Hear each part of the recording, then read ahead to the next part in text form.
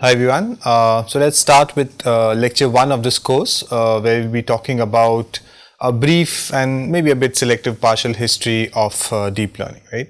So when you talk about deep learning, right, so most of this material, the early material that is there, at least there in these slides, is taken from this article on deep learning in neural networks and overview by Schmiduber. There might be some errors in my accounting of the history, and if they are, then I apologize for them. And also feel free to contact me if you think certain portions need to be corrected or there are more things which have happened and you would like to me to add them, right? So I first did this history lecture almost like 6 years back when it was more easier to manage, but in the past 4-5 years I think there's been a much rapid explosion than what it was earlier. Even at that time there was quite a bit of work happening, but it has exponentially grown since then, and it's often hard to keep track of different things. So maybe I've missed quite a few things. I understand, for example, progress in speech is not very appropriately captured in these slides, but the idea is just to give you an overall flavor from where we are and where we have reached, and maybe a few things here and there would have been missed, but it should still give you a fairly reasonable idea of what are the latest developments and how they have evolved over the years. Okay, so with that primer, let me just start. So as I was trying to say, that when we talk about deep learning, we are talking about neural networks, and at least we keep hearing that a lot of inspiration comes from the biological neurons, or at least we are also currently still striving, right, to try to understand how the brain does things and maybe come up with models of that, right? So let's start our history from biology actually, and we go back quite a few years, right, 150 years in time to around 1871, right? And this was a time when people were trying to understand what does our nervous system look like, right? And Joseph von Gerlach, who was one of the researchers or scientists in this field, he came up with this idea that our nervous system is a continuous network, right, as opposed to being composed of various discrete cells which are connected to each other, right? And this view of the brain or the nervous system was called the reticular theory. And this will be important in our discussions on deep learning as we keep seeing through these slides, right? So, and again, one of the things I want to emphasize through this history is that there were various discoveries happened, not necessarily in deep learning or in computer science, but in different fields, right, which have over the years influenced where we are today. So one of these was again very early in the 1870s. The staining technique was developed, and it was basically a chemical reaction which allowed you to examine nervous tissues better, right? And Camillo Golgi came up with this, and using that chemical reaction he analyzed a slice of the nervous tissue, and he came up with the same conclusion that actually this nervous system is like one continuous network and it's not composed of discrete units. So he was also a proponent of reticular theory, right? And his evidence for that was through the staining technique. But quite interestingly, around the same time, Santiago, I won't pronounce the full name because I can't, use the same technique, the same staining technique which Golgi had come up with, right? And by making similar observations, using the same technique but maybe seeing things a bit differently, he came up with the conclusion around 1888, 1891 time frame, that no, actually the nervous system is made up of discrete individual cells forming a network, right? So two different prominent theories at that time. One says that it's a single network, the other says that it's a single continuous network, the other says it's a network of discrete elements, right? That means there are many individual components which are connected together, right? And one is the Neuron Doctrine and the other is the reticular theory. And then around 1891, this gentleman, I'll again not pronounce the full name, he coined the term neuron, right? This term was coined by him, and today when we talk about artificial neurons, the word neuron originally is attributed to this gentleman. And he further consolidated the Neuron Doctrine. That means he found further evidence and consolidated different views and said that indeed it seems that the Neuron Doctrine is the right way of explaining what the nervous system is as opposed to the reticular theory, right? And just a trivia here, he was also the person who coined the term chromosome. It's two very important terms that we hear about today, both coined by this gentleman here, right? Now here's a question, right? So there are these competing theories, one proposed by Golgi and the one by the other gentleman, Reticular theory and Neuron Doctrine, right? So now around 1905, when the Nobel Prize in Medicine was given, who do you think it went to, right? The person who propagated the Reticular theory or the Neuron Doctrine? What's your take on that? So I hear various answers, but it turns out that both of them got it, right? So by that time, again, I mean, we have been like 1871 to 1906, quite a few years, right, in terms of the way research progresses today, at least in deep learning. There are like several generations, right, 35 years. But still there was not any conclusion on these, and both these schools of thoughts were in existence with their own champions, right?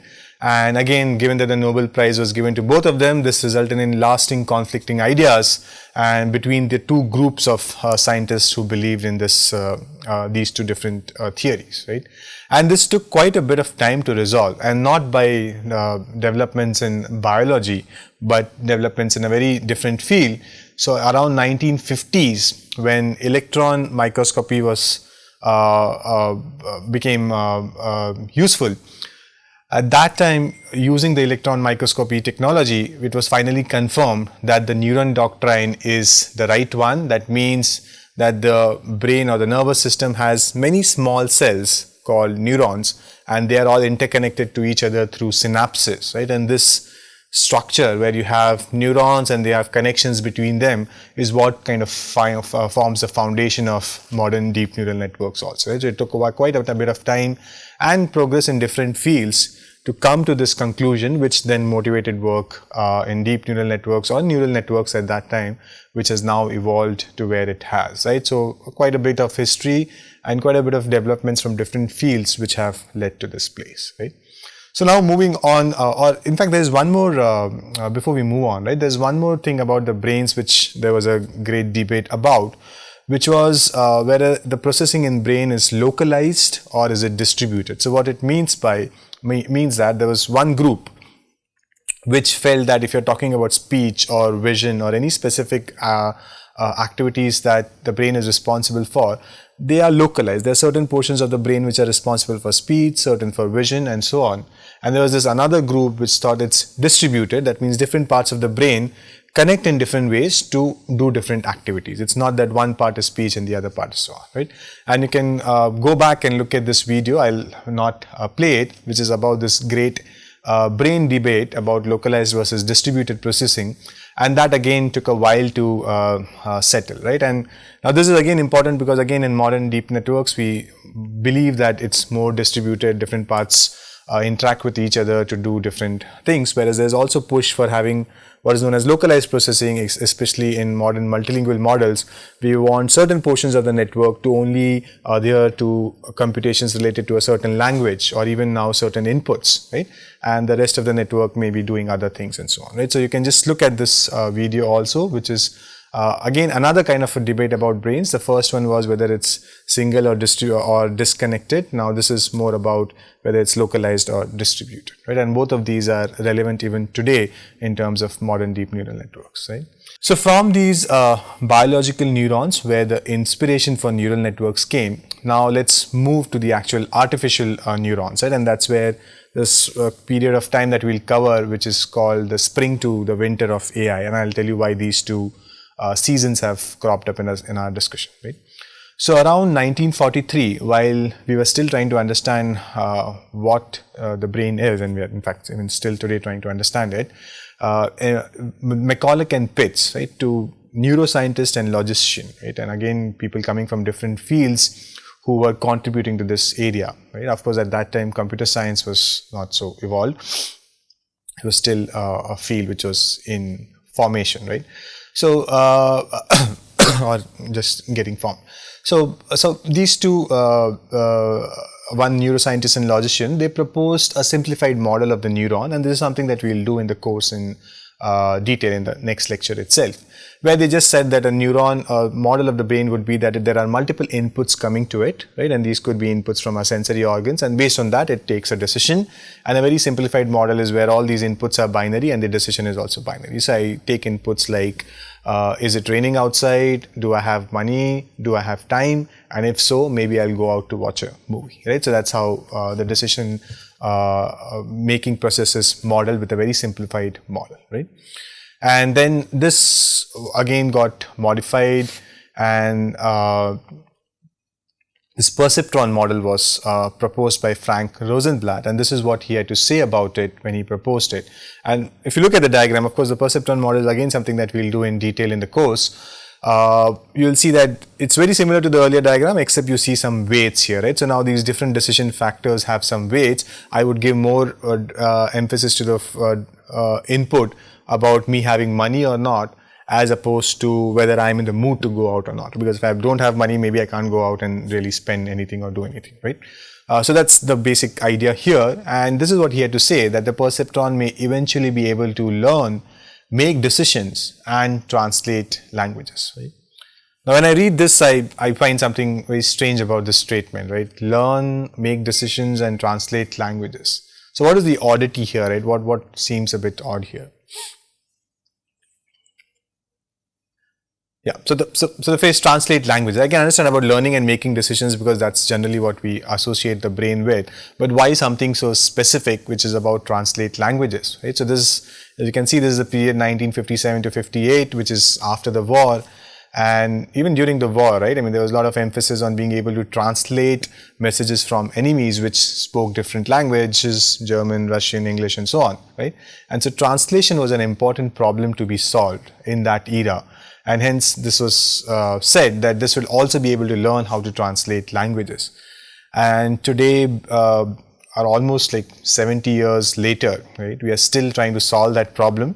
Very recently, Facebook has released a paper on which can do translation between 40,000 pairs involving 200 languages, but there's still a very long tail of languages that we still need to enable translation for. And of course, this is just initial flag planting in the sense that by no means are these 40,000 directions, the translations adequate. They're still at various levels of quality, and much more is desired to make them really useful. So we are still trying to solve that problem after so many years, right? While this statement was made many years back. And the reason I'm saying that is that, as has been a characteristic of machine learning, deep learning, that a lot of tall claims get made, but it takes time for those claims to realize, right? And that often leads to certain dissatisfaction in terms of what we expect these systems to do versus what they can do. Of late, of course, we are making rapid progress where we're trying to meet some of these expectations, but still I would say a lot is still desired in terms of really understanding the way humans do, right? And this statement, right, again very interesting. This is the embryo of an electronic computer that the Navy expects will be able to walk, talk, see, write, reproduce itself, and be conscious of its existence, right? Even today, 70 years later, this is the stuff of sci-fi movies, right? This is the stuff of futuristic movies where we see that, okay, AI can now become conscious, it can reproduce itself, it can take over the world, and so on. It's still the subject of sci-fi movies. It's still not something that has happened in reality, right? So, and this is an article from way back 1957, 58. Even today, we see these such similar articles, right? So not much has changed in terms of the hype that is generally there around AI, machine learning, deep learning. Then this all was for a single perceptron, and what we know today as deep learnings, which is like a multi-layer network of neurons, right? So this idea is also not new, right? This was there way back in 1965-68 by scientists called Ivanchenko and his group, who proposed what is looking like a very modern deep neural network, right? So this idea also existed quite back. A lot of these ideas have had their generations, right? They were proposed initially, maybe the conditions at that time were not so conducive for these ideas, maybe they were a bit ahead of their times, and then 30 years back again people pick up those ideas and then maybe the conditions were right. So there's again like a repeating theme in this area, right?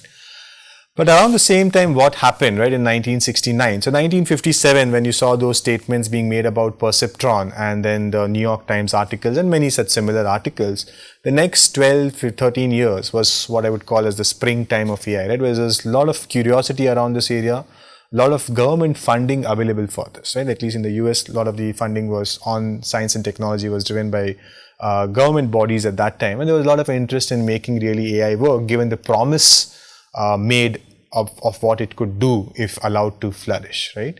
But then around 1969, in their now famous book, Minsky and Papert outlined the limits of what perceptrons could do, right? And what they said in very simple terms is that while we are thinking that a perceptron can model any real world phenomenon, what that means is that suppose I have a complex decision to make, right, which depends on, say, various inputs, right? And I'll just start using some terminology, say Rn, x belongs to Rn, which, oh, sorry, this is not visible, right? Which means there are n inputs, right? And you have a function and you want to take a decision based on this. And this function is of course complex, right? You don't know what it is, right? So what claims were being made is that if you have this relation where you have an x, you have some function which gives you out y, right? And if you give me enough instances of this, which means, okay, yeah, if you give me x1, y1, x2, y2, x3, y3, enough input output pairs of this function, right? So enough decisions that you have taken in the past for certain inputs, then I could train a model, right, which could take again an input x and give out an output y, which would be very close to the true y that should have been there, right? That is the claim that was being made, right?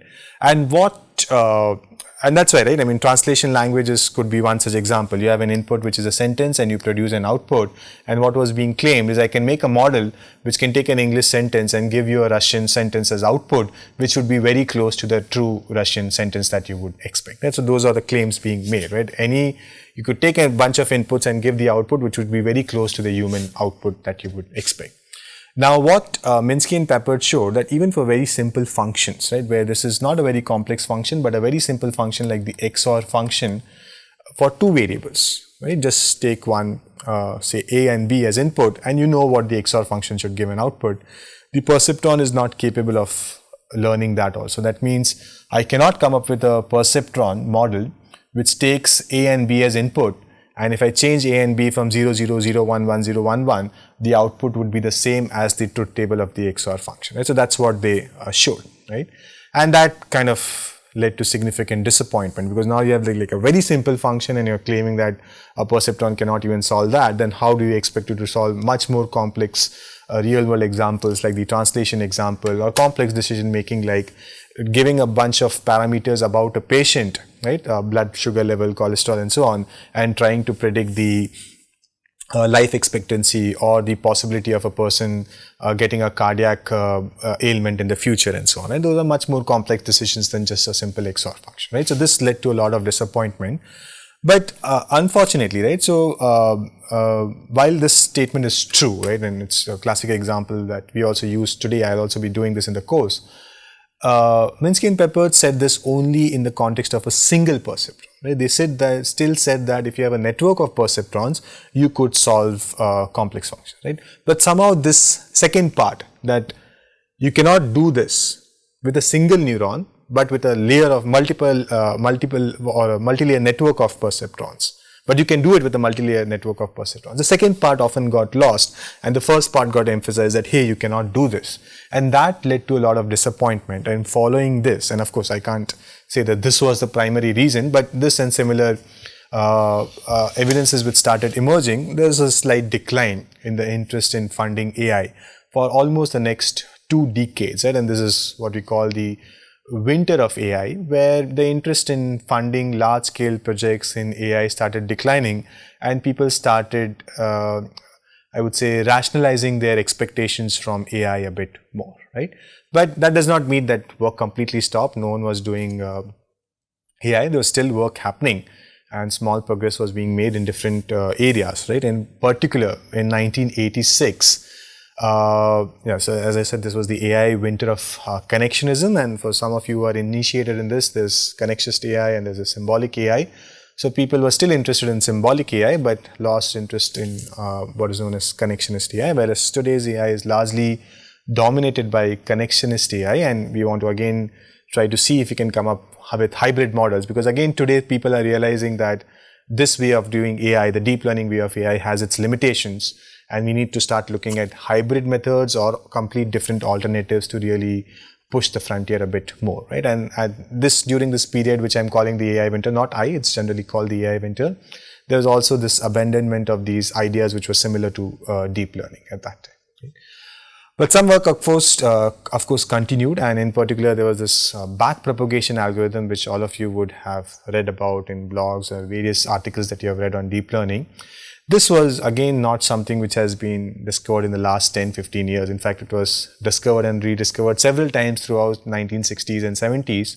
And of course, there was not the benefit of having internet, where if something gets discovered in one part of the world, it immediately propagates. So you might not be aware that someone else has discovered it and independently discovered this algorithm. That's what was happening at that time.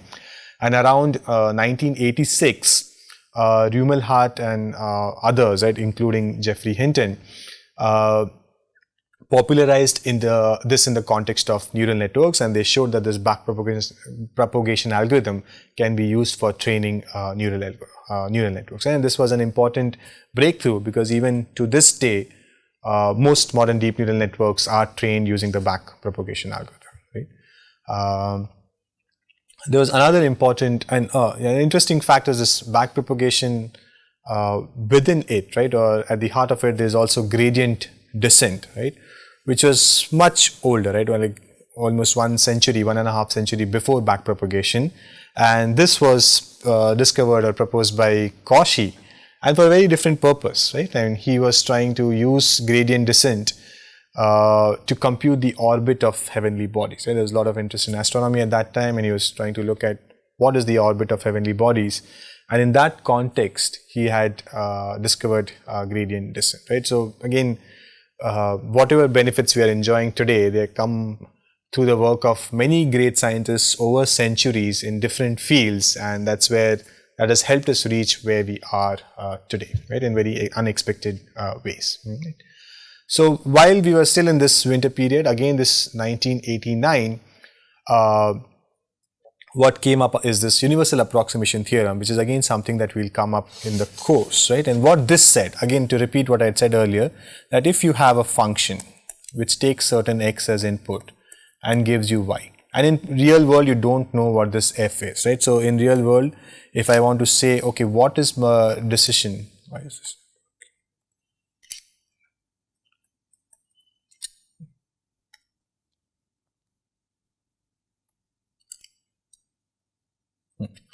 In real world examples, suppose f is the function that I'm using to decide how to hire people or how to predict the life expectancy of a person. I don't know what this f is, right? That is not really known. I just know it depends on certain factors, right?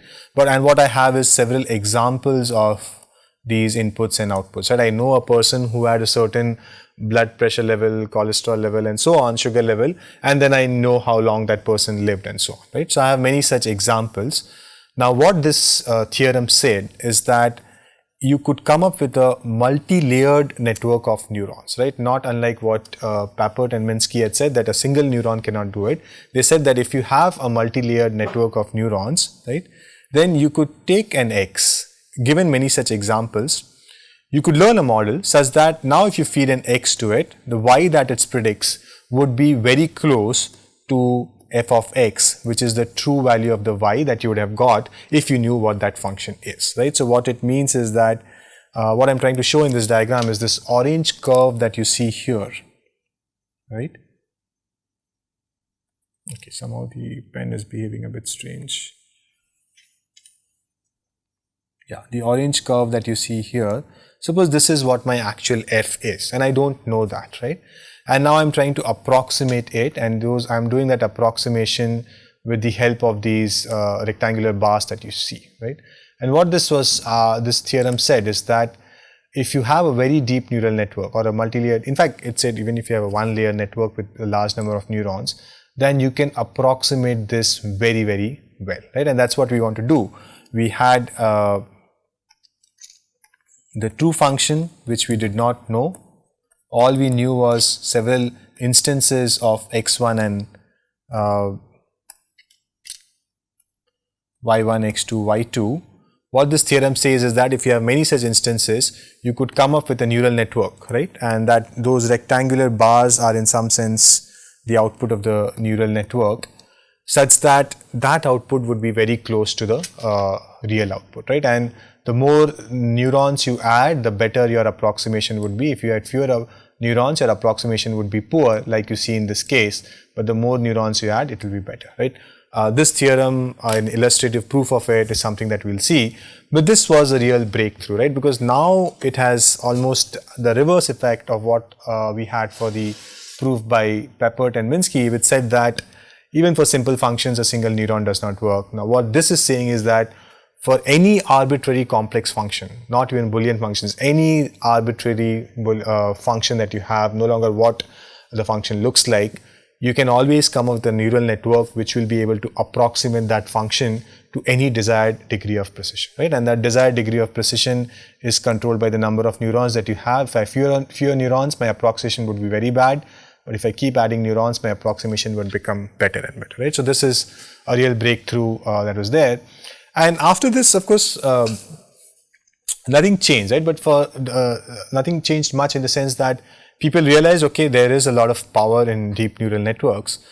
But for the next 20 years or so, or maybe 17, 18 years, on the back of these two discoveries, one is backpropagation, which allows you to train deep neural networks, and the other is this Universal Approximation Theorem, which says that there is value in training deep neural networks because then you can approximate arbitrary real world functions.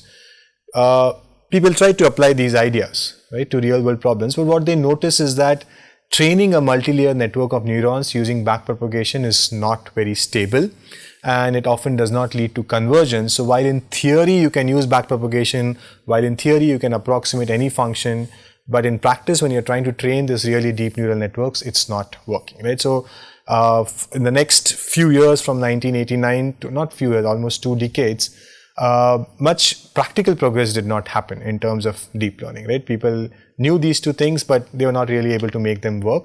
In most cases, there were of course still a lot of progress happened on convolutional neural networks, which you'll see soon, right? So that's where we were. So we started with the spring where there was a lot of hype and enthusiasm around AI, then things collapsed and then things kind of stabilized. Okay, let's not completely ignore it. Let's keep making some progress and see if we can actually use backpropagation to train this deep neural networks, right?